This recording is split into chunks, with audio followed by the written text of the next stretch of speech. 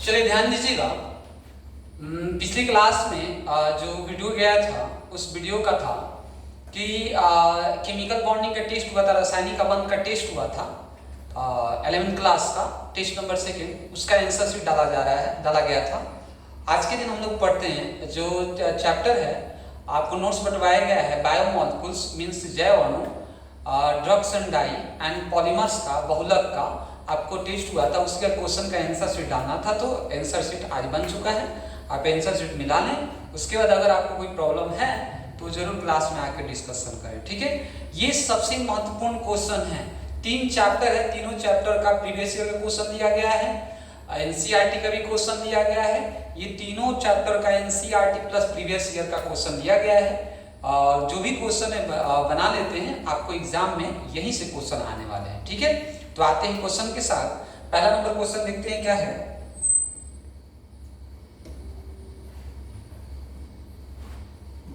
पहला number question है, देखिएगा कि कार्बोहाइड्रेट जो कि जलांशित होकर 3 से 10, ये वाला क्वेश्चन को समझिए क्या बोला है, 3 से 10।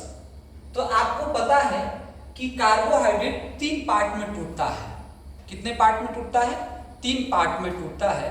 पहला पार्ट है, देखिएगा, मोनोसेक्राइड, ओलिगोसेक्राइड और पॉलीसेक्राइड, ठीक है। तो ये 3 से 10 जो होता है किसमें होता है? आंसर नंबर ये जाएगा ओलिगोसेक्राइड में होता है। 3 से 10 जो होता है मोनोसेक्राइड, ठीक है। आगे बढ़ते हैं। दूसरा नंबर है, बहुत आसान सा क्वेश्चन, सुक्रोज का सूत्र। सुक्रोज को आप चीनी भी कह सकते हैं। क्या कह सकते हैं? चीनी भी कह सकते हैं सुक्रोज को। तो सुक्रोज का जो सूत्र होता है, देखिए यहाँ पे दिया हुआ C12H22O11 दिया हुआ। क्या दिया हुआ? C12H22O11। नेक्स्ट क्वेश्चन आते हैं, निम्नलिखित में शुगर में से सबसे मीठा कौन सा शुगर होता है? कौन है? तो आप कहेंगे फ्रैक्टोज होता है। क्या होता है? बहुत आसान सा क्वेश्चन है। जो नोट्स है उसमें आप देखेंगे तो सभी क्वेश्चन आपको वहां से मिलेंगे। आगे बढ़ते हैं, समझिएगा बात को। 4th नंबर क्वेश्चन है, समझना है। 4th नंबर क्वेश्चन है, स्टार्च के जल अपघटन में निम्नलिखित में किस एंजाइम का उपयोग किया जाता है? इन्वर्टेज एनाइन का। किस एंजाइम का? इन्वर्टेज एंजाइम का। नेक्स्ट है, गन्ने की चीनी के जल अपघटन से निम्नलिखित में से क्या मिलता है? तो सबको पता है ग्लूकोज एंड फ्रैक्टोज। सबको अभिक्रिया पता है सर कि C12H22H22O11 को रिएक्ट कराते हैं किससे? H2O से और H प्लस रखते हैं तो फॉर्मूला बनता है C6H12O6 ग्लूकोज का है और 6H12O6 ये किसका है? फ्रैक्टोज का। ये आपको फॉर्मूला याद रखना है। आगे आते हैं कि ज्यूटर आयन बनाते हैं सबसे अच्छा। ये आप देख सकते हैं ज्यूटर आयन बना कौन सा है? NH2 CH2 COOH zwitter ion बनाता है। आगे आते हैं, बहुत आसान सा क्वेश्चन आपको टेस्ट में गया था और सभी इंपॉर्टेंट अपने आप में क्वेश्चन है, समझिएगा बात को। नेक्स्ट क्या है? नेक्स्ट है CONH2 ग्रुप। क्या है? CONH2 जो होता है, CONH2 जो ग्रुप होता है ये किसमें होता है? तो आप सबको पता है, इसको एमिडो कहते हैं। क्या कहते हैं? एमिडो कहते हैं। अगला, COOH ग्रुप के अलावा एमिनो अम्ल में कौन पाया जाता है? अमीनो अम्ल में क्या होता है? NH2 होता है। अगला है एंजाइम है। एंजाइम क्या होता है? प्रोटीन होता है। क्या होता है? प्रोटीन होता है। नेक्स्ट है 10वां नंबर, एब्जॉर्बिक एसिड, एब्जॉर्बिक अम्ल जो होता है किसमें पाया जाता है? तो एब्जॉर्बिक जो होता है एस्कॉर्बिक क्या है? एस्कॉर्बिक है विटामिन से, है कि नहीं? क्या है? विटामिन से। नेक्स्ट आते हैं, नेक्स्ट है विटामिन ए कहलाता है। विटामिन ए कहलाता है रेटिनॉल। सबको पता है ये क्वेश्चन। आपके एग्जाम में बहुत आसान क्वेश्चन आएंगे, लेकिन जब तक आप उसको रिवीजन नहीं किए होंगे, जब तक आपसे क्वेश्चन क्या होगा, कंफ्यूजन ही रहेगा कि क्वेश्चन ये लगेगा कि पढ़े और ऑप्शन आपका गलत हो जाएगा। तो आप इसको सिर्फ रिवीजन कीजिए, क्वेश्चन को देखिए क्या क्वेश्चन आया है, ठीक है। आगे बढ़ते हैं। नेक्स्ट है क्या हो गया? विटामिन हो गया।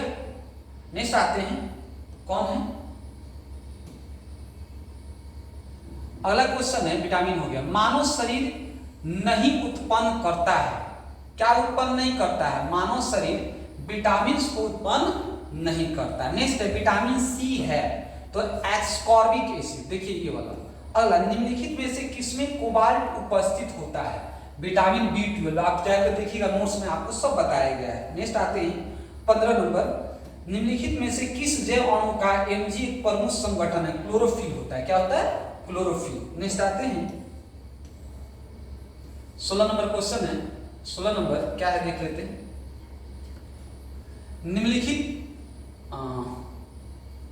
निम्नलिखित में से कौन सा प्राकृतिक बहुलक है? प्राकृतिक बहुलक क्या है? प्रोटीन।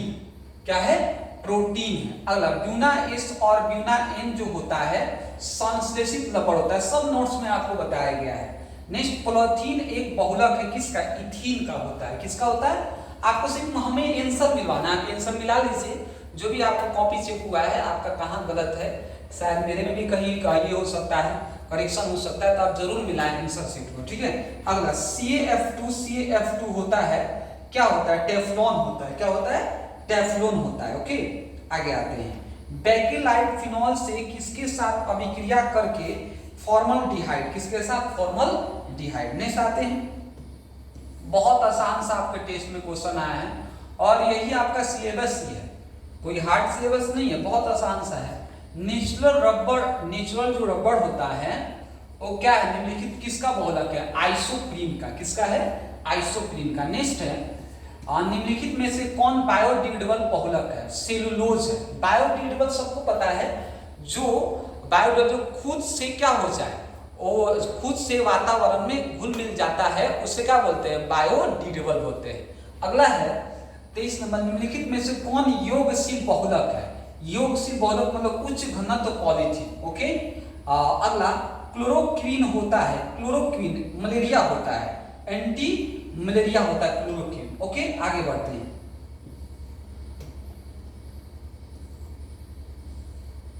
पच्चीस नंबर क्वेश्चन देखते हैं क्या है।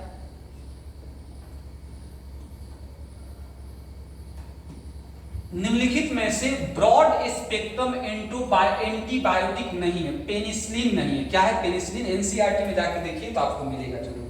अगला, टाइफाइड में प्रयुक्त होने वाला प्रति जैविक कौन से? तो क्या है? पेनिसिलिन होगा या क्लोरोफेनिकोल या टेरामाइसिन? ये होगा, क्या होगा? क्लोरोफेनिकोल। अगला 27, डेटॉल का उपयोग किया जाता है? सबका, संकलहानी, रोगहानी, ये चारों होगा। ओके, आगे हैं नेक्स्ट 28, ज्वर को ज्वरनाशी सबको पता है, ज्वर का मतलब होता है ताप। ओके, क्या होगा? ताप होता है। नेक्स्ट आते हैं आगे।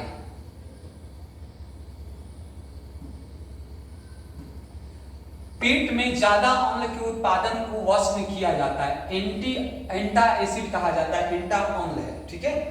अगला, वह पदार्थ जो शरीर के ताप को कम करता है, ज्वरनाशी। क्या होता है? ज्वरनाशी। ओके, तो ये आपका क्या था? ये आपका जो था जो ऑर्गेनिक केमिस्ट्री में क्या है? ऑर्गेनिक केमिस्ट्री में आपको दिया गया है drugs and dye, biomolecules and polymers का क्वेश्चन दिया गया है। वेरी वेरी इंपॉर्टेंट क्वेश्चन है। आप जब भी जाएं एग्जाम देने, जो भी बोर्ड के विद्यार्थी हो, जरूर ये क्वेश्चन को देख कर जाएं, ठीक है। मिलते हैं नेक्स्ट वीडियो के साथ।